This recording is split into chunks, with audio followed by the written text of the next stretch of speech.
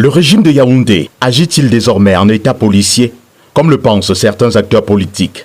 Préoccupés par l'arrestation du jeune influenceur, Junior Ngombe, les acteurs de la société civile et des leaders de l'opposition appellent à sa libération immédiate. Bonjour à tous. J'apprends que le jeune Junior Ngombe, à qui je m'adressais par ce canal le 20 juillet dernier, suite à l'une de ses sorties, a été arrêté à Douala et placé en détention au secrétariat d'État à la Défense à Yaoundé. C'est donc habité d'une profonde indignation que je reviens à la charge. Non seulement pour condamner vivement cette arrestation et pour appeler à sa libération immédiate. Je le fais parce que je considère que c'est non seulement une injustice, mais surtout une volonté d'exacerbation des tensions sociales au Cameroun. Une injustice parce qu'il me souvient qu'il y a un an, ou un peu moins, deux militants du RDPC, les communicants d'ailleurs de ce parti politique, ont affirmé sur un plateau de télévision publiquement qu'il y aurait coup d'État au Cameroun en cas de défaite de leur candidat. Une plainte s'en est suivie et ces personnes-là n'ont jamais été inquiétées, vaquent librement à leurs occupations et continuent à participer à des émissions publiques. Un jeune Camerounais monte au créneau, exprime son ras-le-bol et surtout dit qu'il va mobiliser ses compatriotes, ses congénères pour faire obstacle à la fraude électorale. En 2025, il est placé aux arrêts. Et comme je le disais, c'est une volonté d'exacerber les tensions parce qu'il y a, nous le savons, une clique, un groupuscule de personnes au sein du pouvoir qui ont décidé absolument de bordéliser le Cameroun, de créer le désordre parce qu'espèrent-ils, dans ce désordre et dans ce sang, ils vont s'en sortir et ils vont se laver. Moi, je voudrais vous dire, à vous qui voulez absolument pousser les Camerounais à bout pour que le désordre s'installe, sachez que ce sont vos têtes et les têtes des vôtres qui tomberont les premières. Excitation à la rébellion et propagation de fausses nouvelles constituent des chefs d'accusation formulés contre le jeune TikToker. Bonsoir, je sors à l'instant du ciel où j'ai été assisté, n'est-ce pas, le jeune Junior Ngombe. Junior N34 qui avait été kidnappé à Douala le mercredi 24 juillet, le temps que je me souviens, et n'est-ce pas, ramené au CERF par trois agents venus le cueillir, ramené au niveau du CERF. Il est sorti du dossier de produit, ça c'est sans secret des enquêtes, sans violation secret des enquêtes, que les faits mis à sa charge sont ceux d'incitation à la rébellion et de propagation de fausses nouvelles. Naturellement, sous-tendu par les vidéos que tout le monde connaît, vidéos dans lesquelles il incite, il sensibilise les jeunes à la citoyenneté, en les invitant à s'inscrire massivement sur la liste électorale.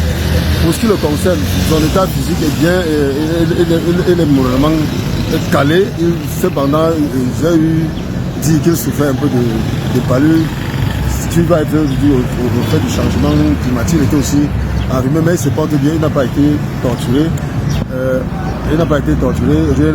Il est bien entretenu, il est bien encadré, il n'a pas de soucis. J'étais en compagnie de ses amis, de JDC ainsi que de sa maman, n'est-ce pas, avec qui nous sommes longuement entretenus et qui m'ont d'ailleurs, n'est-ce pas, constitué depuis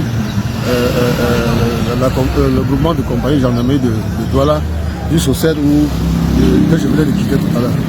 Junior Ngombe avait pris l'habitude, dans ses multiples vidéos, de critiquer le système gouvernant actuel, l'élément qui aurait irrité le régime au point de commanditer son arrestation. Le 24 juillet dernier, trouve son mobile dans ce podcast. Alors bonjour les amis, j'espère que vous allez bien. En 2025, nous avons ce qu'on appelle les élections présidentielles. Les prochaines élections présidentielles en 2025 au Cameroun. C'est en 2025, dans quelques mois. Je sais que nombreux parmi vous ne sont pas encore inscrits sur les listes électorales. Mais c'est pas grave, on va s'inscrire. Moi, je me suis déjà inscrit. Mais je sais que même si on s'inscrit des millions de jeunes sur les listes électorales, le RDPC est d'abord champion en vol, champion en tout cas des élections. Donc ils vont tout faire pour gagner. Même si on s'inscrit massivement, ils vont tout faire pour gagner. Alors la résolution que nous on a prise en 2025, là, soit on gagne, soit on gâte tout. On n'a plus rien à négocier avec le RDPC. Mieux encore, vous nous tuez.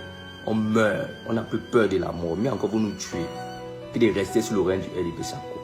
C'est fini comme ça. On ne négocie plus rien avec vous.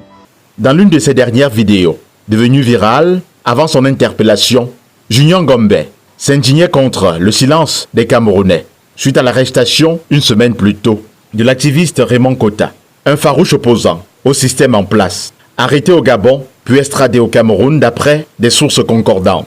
Des arrestations qui interviennent quelques jours après l'arrêté controversé du préfet du Fundi, lequel brandit une menace d'expulsion à toute personne qui tiendrait des propos désobligeants envers les institutions de la République et de celui qui les incarne.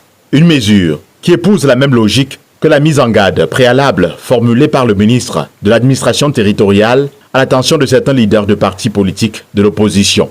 Il ne serait donc pas superfétatoire de penser que le ministère camerounais de l'Intérieur, à travers ces arrestations, est passé de la parole aux actes.